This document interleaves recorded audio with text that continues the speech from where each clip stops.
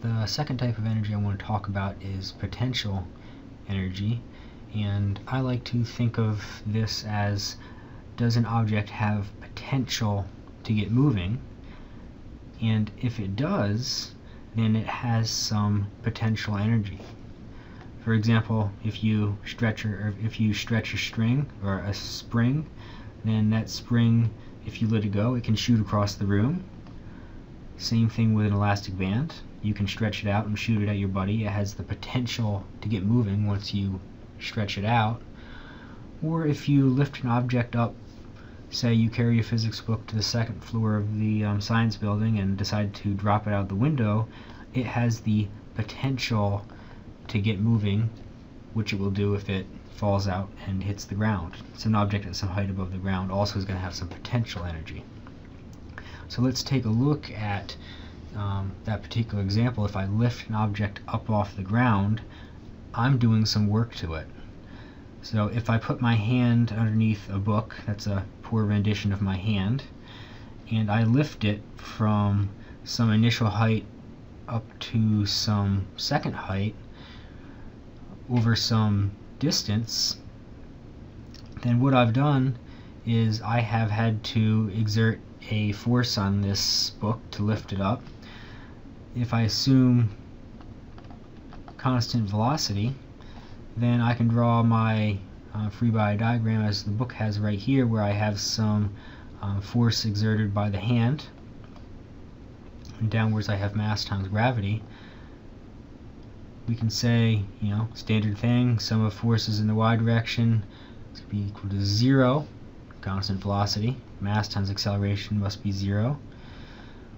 It's going to be force by the hand right there minus mass times gravity. So we can calculate, the force of the hand must be equal to mass times gravity.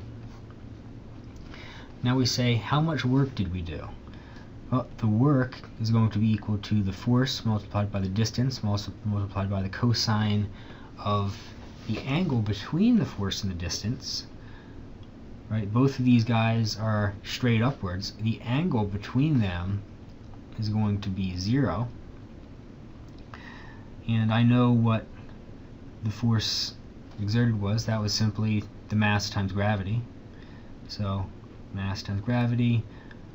The distance right here is going to be y2 minus y1, and therefore I come up with the work done by the hand. So I've done some work to something, I've given it some type of potential energy, and now it has the potential to start moving. Therefore, we're going to define the gravitational potential energy to be this guy right here, which is going to be mass times gravity times this distance y. I personally don't like it that the book writes y there. I would rather write the potential energy is going to be equal to the mass times gravity times y2 minus y1.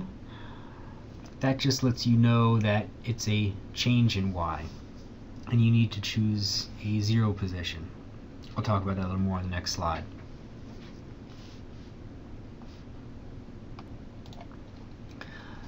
Some more thoughts on potential energy is, I've said that if something has the potential to start moving, that's kind of how I ask myself, does this object have potential energy?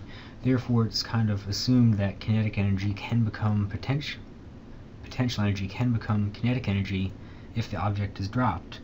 I mean, you've done some work to it, you've given it some potential energy, you drop the object, now it's moving, now it has some velocity, so now it has some kinetic energy. I'll talk about how we do that in when I talk about energy conservation. Something that's fairly important is potential energy is a property of the system as a whole and not just of the object. And what I mean by that is it depends on things like external forces, say gravity. So if gravity does not exist and I move an object from one height to another height, I haven't given it any potential energy because it doesn't have any gravity. the system needs to have gravity. So it's not a property of the object alone. I mentioned this on the last slide. If potential energy is mass times gravity times y, where do we measure y from? You have to choose a 0 point, like you do right there. I like to leave the y2 minus y1 in there to remind me to choose the 0 point, because I want to make sure that I'm consistent in my 0 points when I do this. So I think it's a little bit confusing that the book does that, but each to their own. I will say that only changes in potential energy can be measured, though. Gravity is not the only thing that can give us potential energy. I listed a couple of other things, springs being one of them, so I'm going to use this as a shameless opportunity to talk about springs. If you take a spring, for example, the spring right here, and you compress it some distance right there, and you shove a ball in there, then that ball has the potential to go flying off at some velocity. Therefore, you know that it has some potential energy, and I'm going to talk about the forces and potential energies on the next couple of slides here. We can talk about the forces that are required to compress a stretcher or string using something called Hooke's law. And what Hooke's law says is the force that it takes to stretch or compress a spring is going to be equal to the negative k multiplied by the distance that it is stretched or compressed. This k right here is called the spring constant, and what that really is a measure of how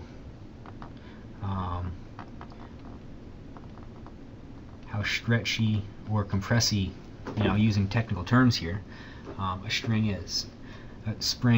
It depends on the material that the spring is made out of, how many windings it has, and so on and so forth. It's something that you would need to calculate for each and every spring that you come across.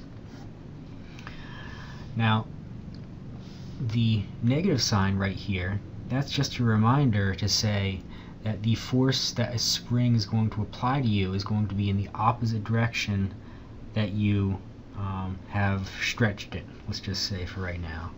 So if we consider a spring that is completely unstretched, and that would have some initial position of 0, and we go ahead and we stretch this spring out, right? My position is in the positive x direction. My force on the spring, I had to apply my force due to my hand in that direction. The spring is going to be pulling back on my hand in this direction right here. So the force of the spring is in the opposite direction as the distance there, x. The same exact thing if a spring is compressed. If my change in position is right here in the negative x direction, then the force of the spring is going to be in the opposite direction, in the positive direction. Now we can take a look at the force that it requires to stretch a spring by various lengths, and you know that force is equal to negative k multiplied by x. The book goes into a whole lot of detail goes into some detail showing you how you can calculate work is equal to the force multiplied by the distance, cosine of the angle for a spring, and how much potential energy it has. I'm going to skip over those gory details and let the interested reader go ahead and read that. The potential energy for a spring can be written as 1/2 kx squared, where this k right here again is some spring constant, a measure of how stretchy a spring is, and this x right here is not necessarily where you are on the x-axis, but how far you have stretched your spring from the equilibrium position. So how much stretch there has been. So you have to, much like the potential energy, you have to pay attention to where the x is equal to 0 is located. And really you have to be quite careful about that. But this is how you write the potential energy for a spring. Much like gravitational potential energy and kinetic energy, all of these guys have units in joules. So we need to talk about the two types of forces that we're going to encounter as we talk about work. If we're talking about conservative forces, then the amount of work that is done does not depend on path. It would be path independent. Non-conservative forces, the path matters. The starting and ending points are not the only points that matter. The path that you take makes a difference on how much work was done.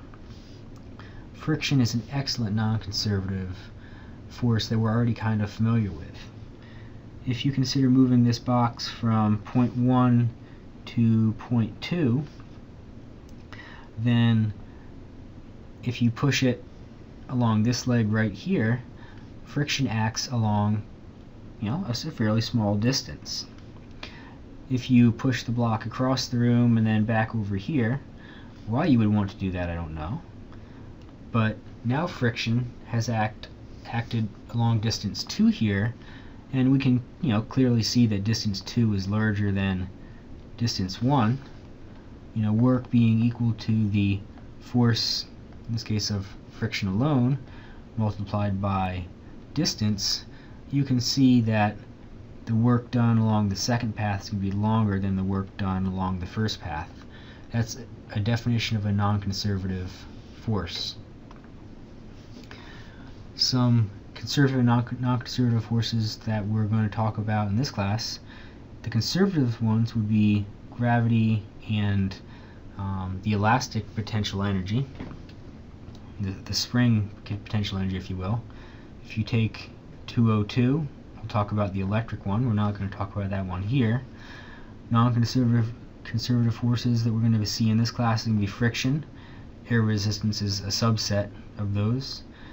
Tension and a cord, we're going to kind of lump that into push or pull by a person, but we're kind of generalizing some higher level physics.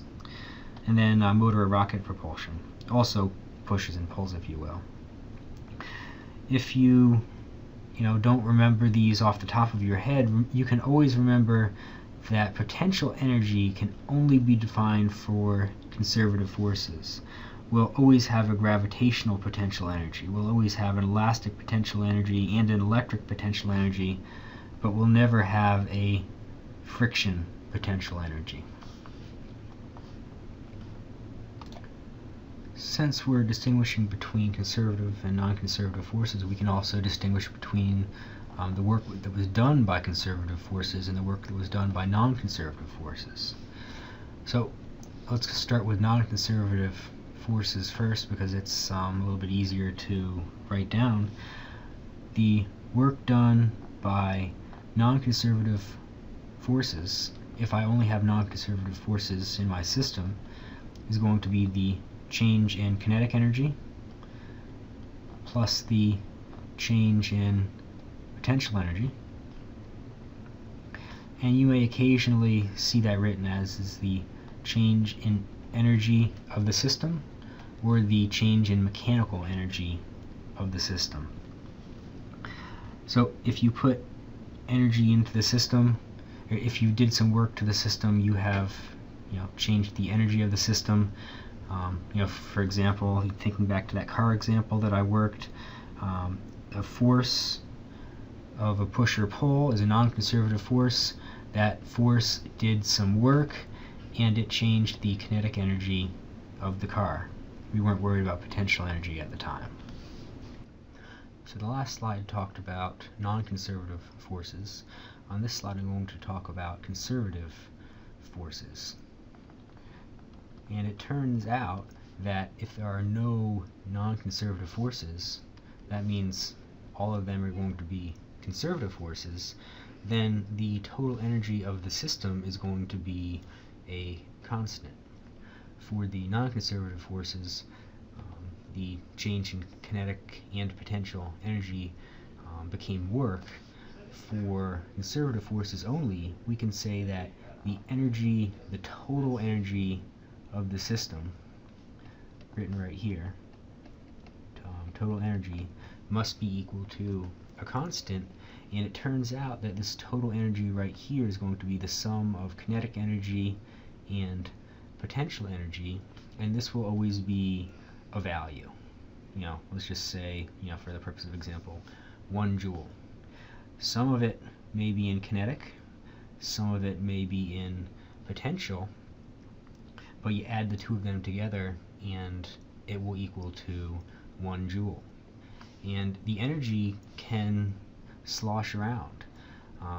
At some point in the system it may be all potential energy. At some later point in the system it may be all potential energy, but the sum of those guys is always going to be the same. Example of this would be looking at a man dropping a rock. And if you think about it, here we have a rock. It is some height off the ground, and we'll say, for all intents and purposes, the man is just holding the rock right here. The initial velocity would be equal to 0. Way up here, we say all of the energy in that rock is in the form of potential energy. It's not moving. It has potential energy, though. It has the potential to move.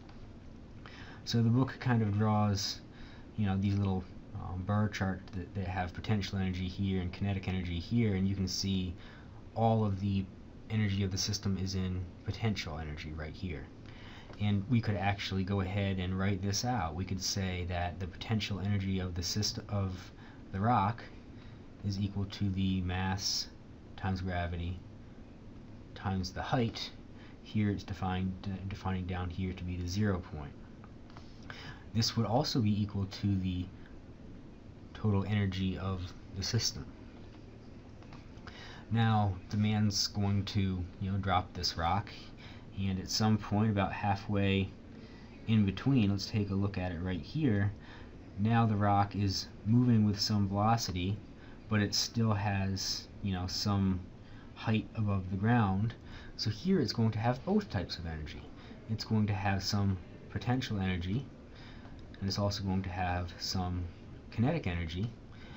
And right here we can take a look at this equation right here and say, I know that it's moving at some velocity, I know it has some height.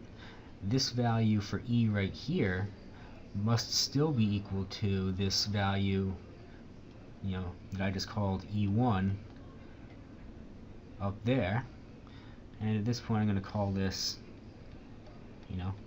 energy 2. Now just before the rock hits the ground, we'll take a look at the energy right here. Let's call that E3. We know from conservation of mechanical energy, these are all conservative forces, that the energy 3 must be the same, and we can write this energy right here. Here it has virtually no height and it has all velocity. We can say that the energy is all going to be kinetic energy, 1/2 mass velocity squared. So I could write, mgh.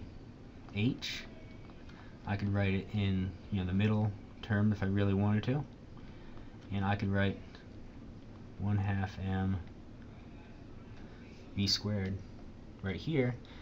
And if I knew what this height was, I could go ahead and I could solve for the velocity of the rock, cancel out my mass, kind of jives with what you already expect, mass doesn't matter. Multiply both sides by 2, and then take the square root of both sides, and we end up with velocity is equal to the square root of 2 times g times h. And if you went ahead and you did this using Newton's laws, using all those kinematic equations that we have, you would actually get the same result.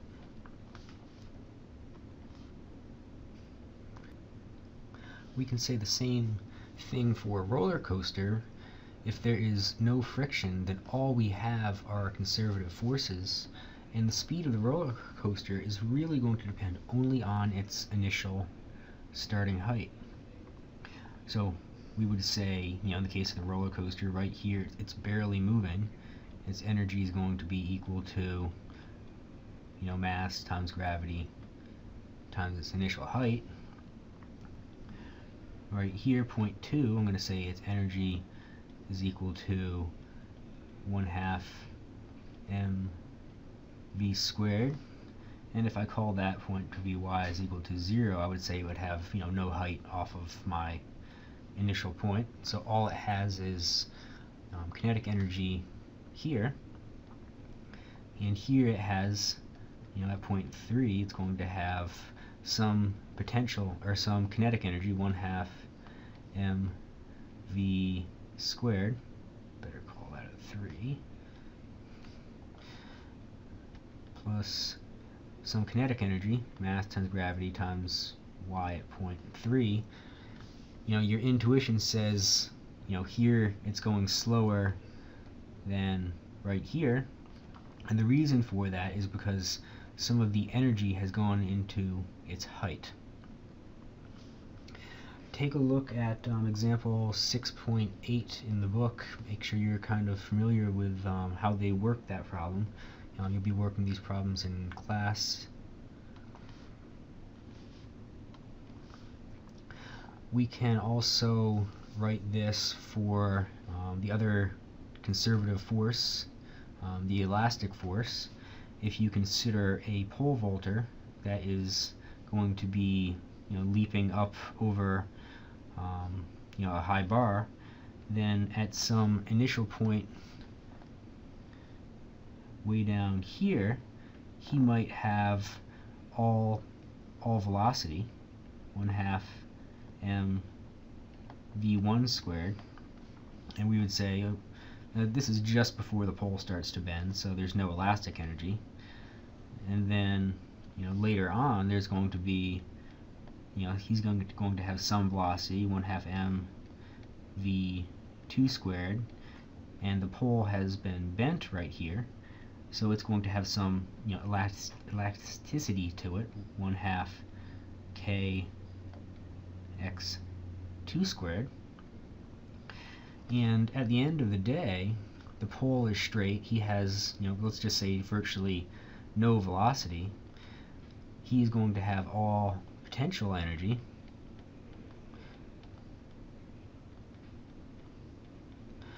We can say that the energy at point 1 is going to be equal to the energy at point 2. It's going to be equal to the energy at point 3. And if we knew how fast he was going initially, we could figure out how high he was, knowing that in the middle there's going to be some elastic component. Example 6.10 shows an example of a toy dart gun with a spring where we don't have some potential energy. All we have is some spring energy and some velocity energy. Let's take a quick look at that yourself. There are other forms of energy. We're not going to discuss all of these in this class, but just to name a few: electric, nuclear, thermal, and chemical. And to kind of clarify a little bit better, work is done when energy is transferred from one object to another. For example, if I pull on a box, the energy is being transferred from me to the box. And if you account for all forms of energy, it turns out that the total energy of the system is not going to increase or decrease. Energy as a whole is always conserved for every type of interaction in this class. You might be asking yourself, well, what about these non-conservative forces that you were talking about? Earlier you said that the work was equal to the change in energy. If you consider, for example, pulling a box across a floor, kind of like this, and I say, well, there's some frictional force going on in the background here, it turns out that that frictional force actually becomes thermal energy. Right, the box is going to heat up just a little bit, and the floor is going to heat up just a little bit. The total amount of energy of the system was conserved. It's just some of it went into thermal energy, and at this point we don't have an expression for that. One thing you can do, to kind of test this is to rub your hands together. What's going to happen is you're applying some force over some distance. That force is being turned into friction. At the end of the day, it becomes thermal energy, and your hands are going to warm up. Problem solving for energy conservation, first and foremost, always draw a picture, label all of your forces, and identify if they're conservative or non-conservative forces. That'll be fairly important when we reach later steps of this process. Determine the system for which energy will be conserved. If you can, lump two boxes together and treat that as one system, energy will be conserved for that system. So, I highly recommend you, simplify it as much as possible in that regard. Figure out what the problem's asking for, and decide on initial and final positions of, say, two boxes that are sliding across the floor. Choose a logical reference frame. Not that important so much for these problems. It's just pick the reference frame that makes sense, and everyone's doing an excellent job with that. Apply conservation of energy. You have identified your conservative and non-conservative forces. Again, non-conservative forces, you ask yourself, do you have a potential energy for this guy? If you don't, let's figure out the work done by the non-conservative forces to be the change in kinetic energy plus the change in potential energy for the system. And at that point, all you really do is you do the math. You've done the physics in steps number 5 and number 2. Last but not least, I want to talk about power, and despite the fact that this is only a couple of slides, it's actually a fairly important concept. If you consider somebody that is, running up some stairs, and initially they're, at the base of the stairs, and they have an initial height of 0, and then at the very tippy top they have some height right here. If we're talking about how much energy they've gained, then how much energy they've gained, they've gone from 0 potential energy to some potential energy which was equal to mass times gravity times height, and they had to apply a force to achieve this potential energy. That force means that that person did some work. So how much work they did depends on how high they went. How fast they actually did that doesn't really mean very much when we're talking about work, but it does when we're talking about power. Power is the rate at which work is done. So power is equal to work divided by time.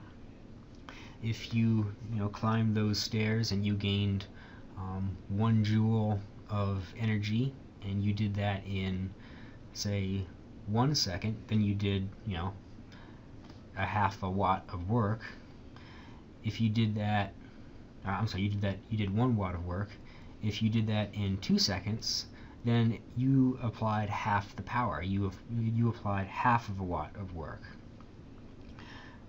Jumped a little bit ahead of myself. The SI units for power is going to be a watt. You're kind of familiar with that with light bulbs and stuff, and that is how many joules are burnt every second by the light bulb or by the person running up the stairs.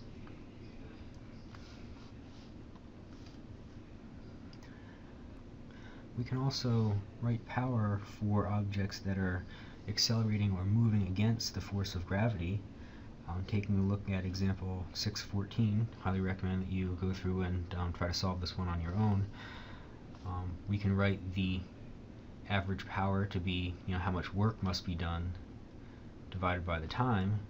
Work, of course, being, the force multiplied by the distance, so how far the car moved up a ramp and how much force was required to do that, how much of its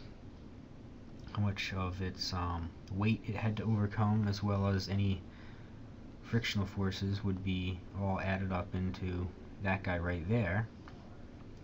And distance divided by time, that would be the same as the average velocity that the car was traveling up the hill. So at the end of the day, we can write the average power that we need to maintain some average velocity in terms of the force that is required to maintain that average velocity. These are your summary slides. Make sure you take a look and write down any new equations. Make sure you're familiar with how to use these guys, and that's it.